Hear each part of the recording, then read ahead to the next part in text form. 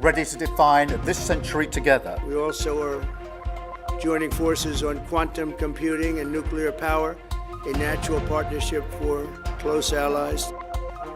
Coming up on WTOL 11 Plus now, President Donald Trump and the First Lady are on their way back to the U.S. after a visit to the UK. They discussed a new tech partnership there. But if a parent wants to get a single dose, why are we taking away that option? The CDC's Vaccine Advisory Committee holding a meeting today. The panel weighs in on new changes to vaccine recommendations for kids among tensions at the CDC. And 3 Pennsylvania officers are dead, 2 are injured. Tonight, we're learning more about the person accused of shooting them.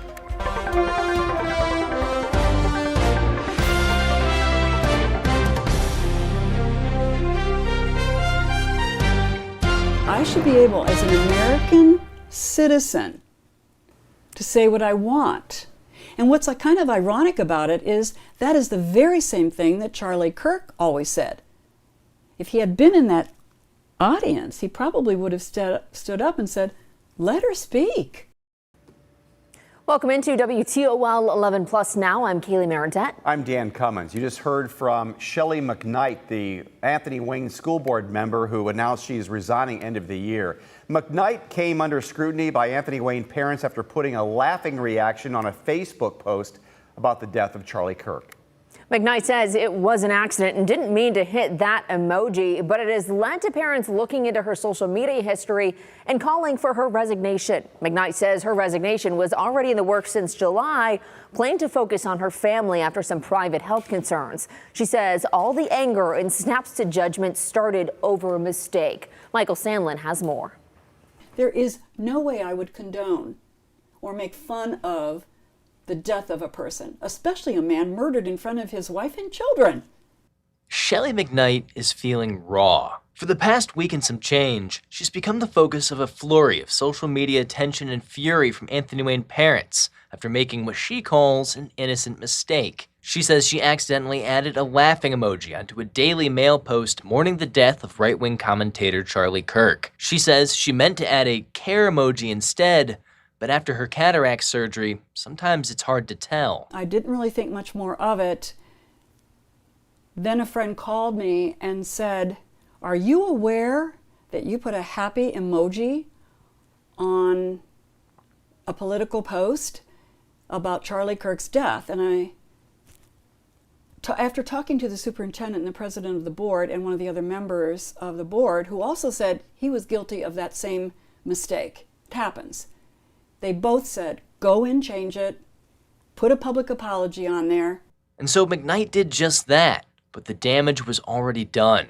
Many Anthony Wayne parents were furious with her, posting about her constantly online and pointing to previous posts she had made about President Trump, such as 8647, and a post saying he, quote, needed to be wiped off the face of the earth. A lot of these attacks that they're coming at me from are from posts that I posted before I ran, in a previous administration, and really have nothing to do with current situations. And she says that response was vicious. They were pretty hardcore, threatening. On Monday, McKnight says she was taken to and from the school board meeting with a police escort. While she apologized again publicly, she says the community and the board were no longer on her side. Resign your seat tonight, Ms. McKnight. You are not fit for the position. It's about a continual pattern of misbehavior on her part. The entire board wanted me to resign immediately that night. And I told them that that was not going to happen. McKnight felt defeated. Her reputation was under attack. But on the other hand, she says she was already planning on announcing her retirement, currently dealing with personal, family, and health issues. So she called another board meeting Thursday morning to announce her final call. She would resign, but it would be for her. I said that I want it to be known that this is the reason that I want to resign, or I have to resign, not the fact of the Charlie Kirk episode. That was Michael Sandlin reporting. We also have a clip from his interview with Shelley McKnight discussing freedom of speech And now that McKnight is processing the reaction from the Anthony Wayne community, you can find the whole conversation on WTOL 11+. As a journalism professor, though, I'm sure you're a huge First Amendment advocate. What do you make of this as an example of First Amendment rights, or maybe a lack thereof? More a lack thereof or an erosion of continually. And I'm seeing it more and more and more. We just had a comedian being fired from ABC because he made a comment. I just read that there's a teacher in Oklahoma who's being fired because of a social media comment. Airline pilots are being grounded because of comments that they have made. This, to me, is something that does remind me of 1930 Germany. And I'm a history buff, so I know about this. I read about this. So this bothers me. I should be able, as an American citizen, to say what I want. Yes, could be consequences for that, but I should be able to say it. And what's kind of ironic about it is that is the very same thing that Charlie Kirk always said.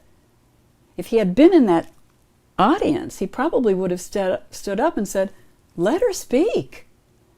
Let her speak. You may not agree with her, but he let other people speak. So why can't I? So I am worried about that should I always watch what I say? I always watched what I said in front of students, because that's different. But in open society, you shouldn't have to watch everything you say or walk on eggshells.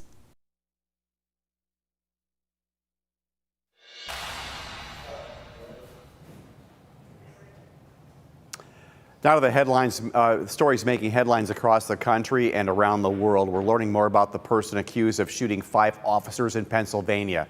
The CDC's Vaccine Advisory Committee held a meeting today. They're discussing common childhood vaccines. And President Donald Trump is wrapping up his overseas trip in the UK. But first, Jimmy Kimmel is off the air for now. The news brought a small group of protesters to the studio where he tapes his long-running night show. The controversy erupted over comments he made Monday night about Charlie Kirk. The FCC chairman Brendan Carr says late-night TV needs a wake-up call. Today, President Trump dismissed free speech concerns and celebrated Kimmel's suspension. Well, Jimmy Kimmel was fired because he had bad ratings more than anything else, and he said a horrible thing about a great gentleman known as Charlie Kirk. And Jimmy Kimmel is not a talented person. On Capitol Hill, several Democratic lawmakers said they do see a threat to free speech. Some Democrats are calling for the resignation of the FCC chair and members of the House Oversight Committee to want him to testify. President Trump is headed back to Washington after an unprecedented state visit to the United Kingdom. President Trump and the Prime Minister attended a business roundtable this morning before holding a joint news conference. President Trump and the First Lady left the UK after a meeting with Prime Minister Keir Starmer, where both leaders stressed the close bond between the two nations. They talked about a new tech partnership focused on energy and artificial intelligence, with several U.S. tech giants pledging billions of dollars in investments. The leaders also said they discussed shared goals of ending Russia's war on Ukraine as negotiations with President Vladimir Putin from Russia have stalled. There was pushback during today's meeting of the CDC's Vaccine Advisory Committee. The panel debated a new recommendation for the combined MMRV shot. The proposal says kids under 4 should get 1 shot for measles, mumps, and rubella, and then a separate one for chickenpox. Earlier this year, Health and Human Services Secretary Robert F. Kennedy Jr. fired all the panel members and picked their replacements. The committee chairman defended the new group. You have falsely been called anti-vaxxers, but your stance is not only pro-children, but also pro-science, pro-public health, and pro-vaccines. The panel is also debating changes to the hepatitis B vaccine recommendation. Tomorrow, the CDC panel will debate COVID-19 recommendations. 3 officers are dead, 2 are gravely wounded after a shooting in central Pennsylvania yesterday. A law enforcement official has identified the shooter as 24-year-old Matthew Ruth. Sources say they were trying to arrest the suspect and serve a restraining order involving his ex-girlfriend. Officials say the shooter was wearing camouflage and waiting in a cornfield when officers got there. The suspect is dead after law enforcement returned fire. According to the Attorney General, federal agents are investigating. Still to come, a Tennessee man was caught on camera doing something funny at a Tennessee-Georgia game. What he was caught doing that has him in the national spotlight. Plus, this corn maze is being talked about all over the U.S. It was voted the best corn maze in America, where it is, and the meaning behind this unique design. And there is dry weather right now, although I'm going to preview our next chance of some showers. And when we finally get some needed rainfall, I'll have that coming up in your full forecast.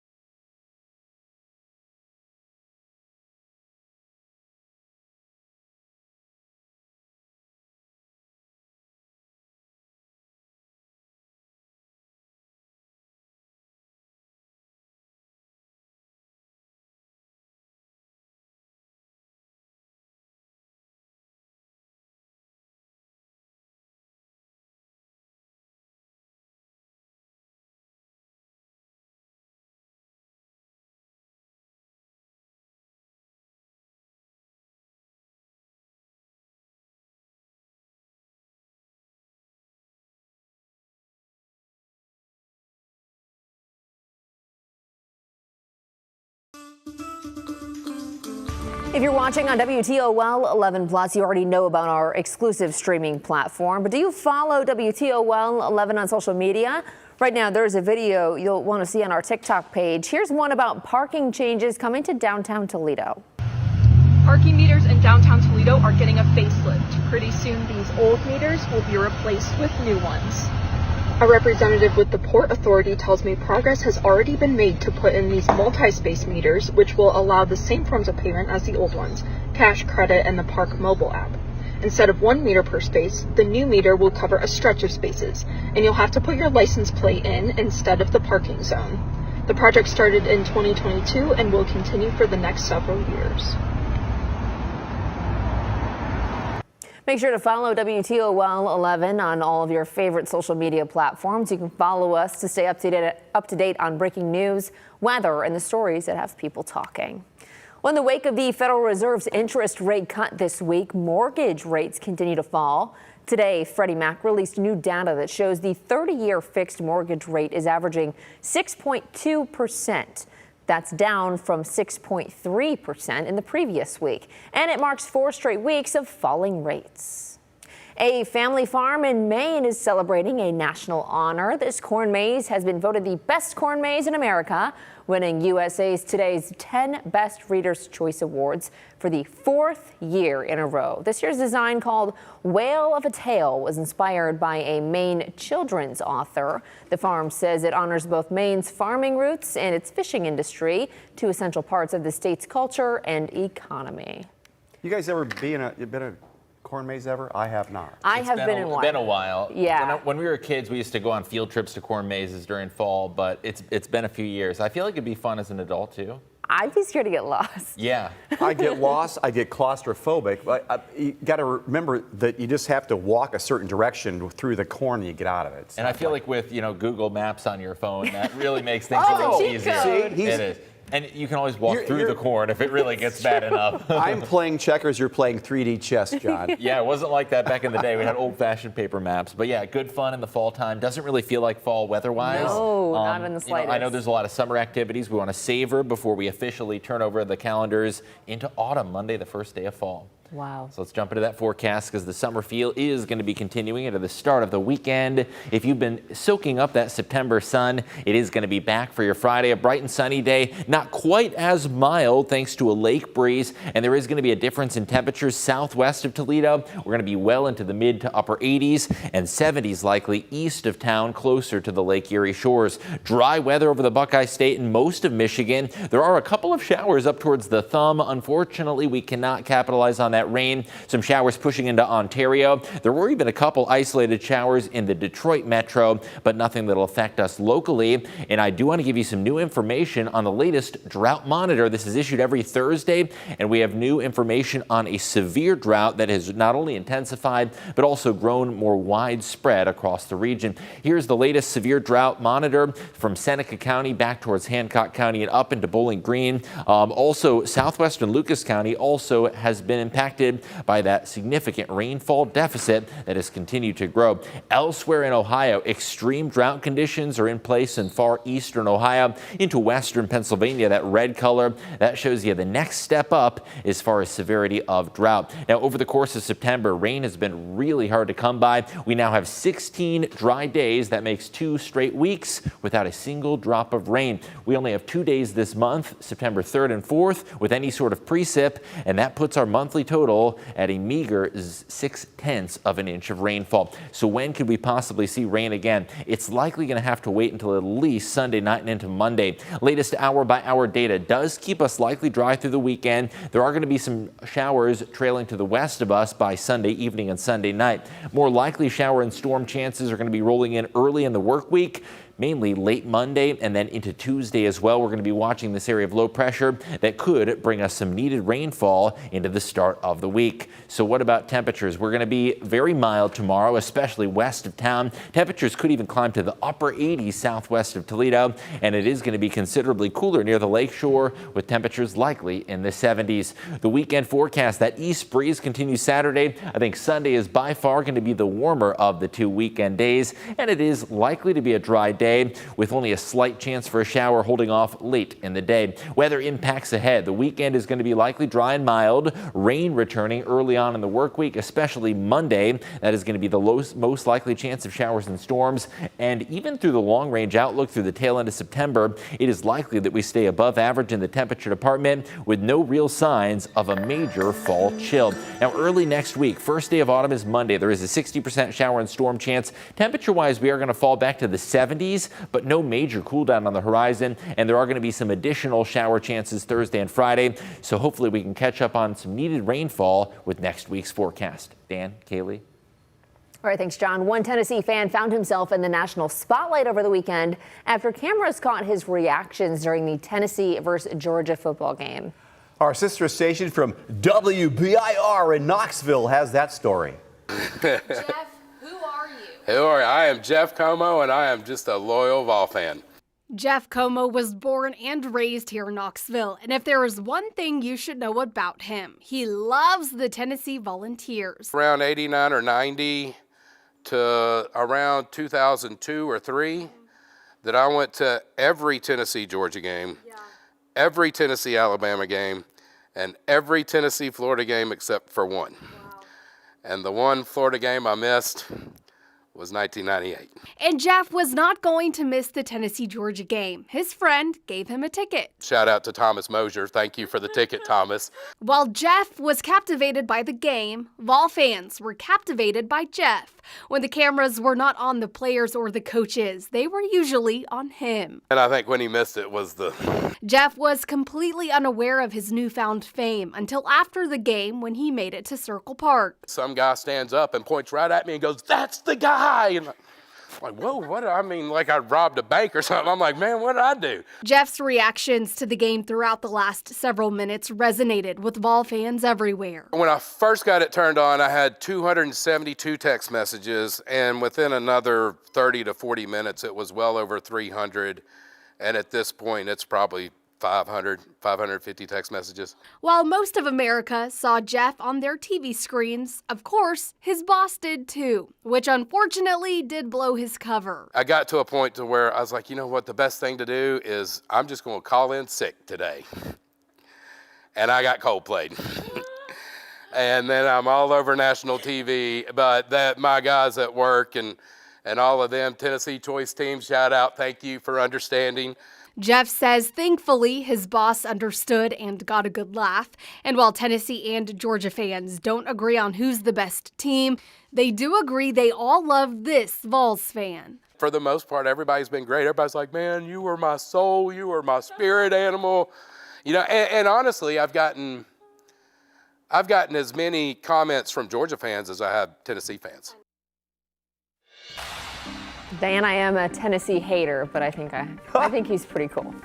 Well, still to come, property values. Homeowners in Lucas County saw their price skyrocket. Many fought to get it back down. Revision hearings are starting to wrap up. We'll explain what came out of those meetings. Plus, it's been several months since a sewer collapse led to the spilling of raw sewage in South Toledo. Tonight, we're learning more about the city's repair plan along Arlington Avenue.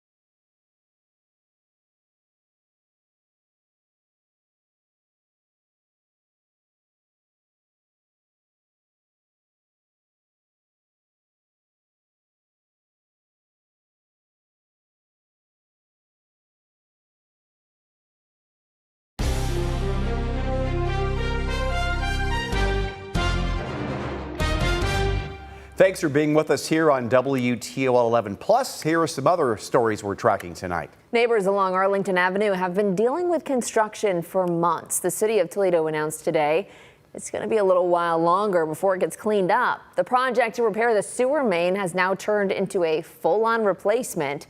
Those at the city say they determined the 95-year-old line is beyond repair. This change increases the anticipated cost to $16 million, which doubles the original $8 million. Officials say this also now pushes the completion date to June of next year, which they understand is news no one wants to hear.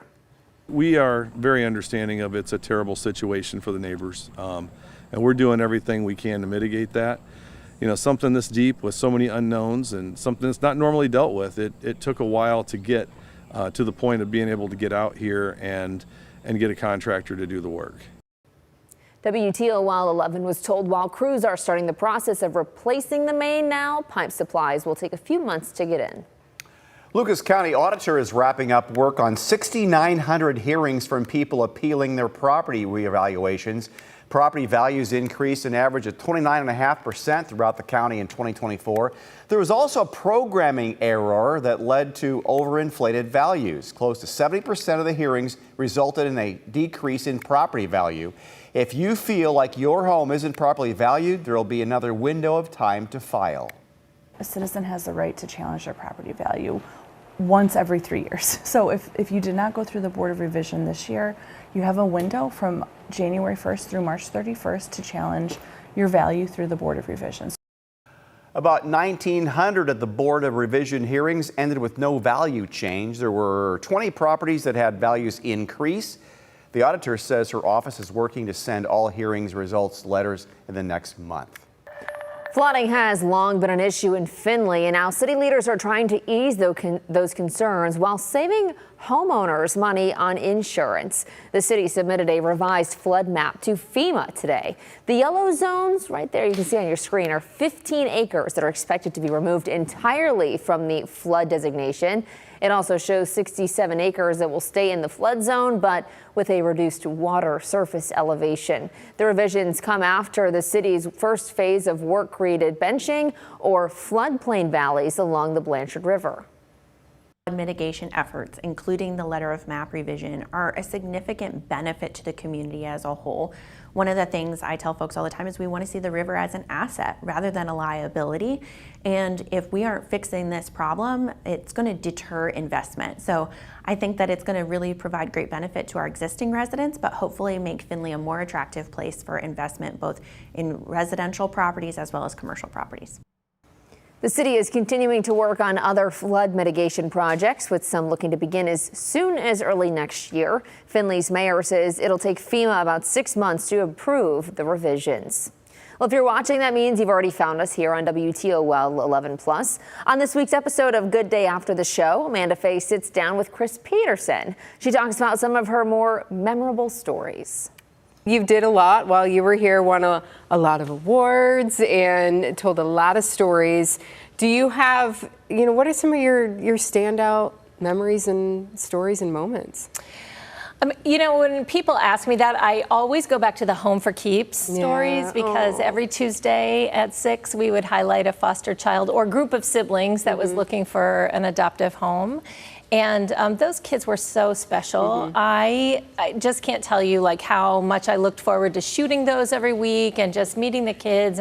I would go home and agonize about, could I adopt that child? Even when I was single, I was just like, could I adopt that kid? Because they were just so amazing. But those really stand out to me a lot, because the kids were just fantastic. You meet a lot of famous people. We've had a lot of stars come in and, be interviewed when they were here to do concerts and things. Got to meet a lot of national figures like Hillary Clinton, as you see here. So those are always standout things too. But there are incredible people in Toledo that are just doing amazing, impactful things. And I loved telling those stories, because they're just a lot of unsung heroes in our community. And to be able to, oh my gosh, and Jeff, part of my family, that was my first newscast you just saw there. Oh, wow. There are just a lot of really awesome things about this community. And I have loved telling all of those stories. Yeah, and you're still in the community. I am. You joked earlier when you were on Good Day with us, you joked that some people are like, how you like retirement? And you're like, I'm not retired, I'm working. But you are still very much part of the community and doing things in the community. Yeah, I still do a lot of things. I sit on several boards and do a lot of, still a lot of emceeing and speaking in the community, which is really fun. Really involved with, you just saw some video there of a women's basketball team at the University of Toledo, which I love. Yeah, and so I still have some great opportunities to get involved in the community. You can catch the full episode of Good Day After the Show next, right here on WTOL 11+. John, feeling pretty good out there still today. Yeah, feeling like summer. I know we're talking about, the boating could be a nice activity. I wish the pools weren't closed because it feels like pool weather as well. But we are going to flip over the calendars into autumn officially on Monday. Dry weather continuing for the weekend. We are looking at another very mild day Sunday. I think the best chance for more widespread rain and perhaps thunder is going to come Monday, although a couple spotty showers Tuesday as well, and then Thursday, Friday as well. Not necessarily going to be a drought buster, but at this point, we'll take what we can get as far as rain goes. Well, thanks for joining us here on WTOL 11 Plus. We'll see you tonight at 11 o'clock.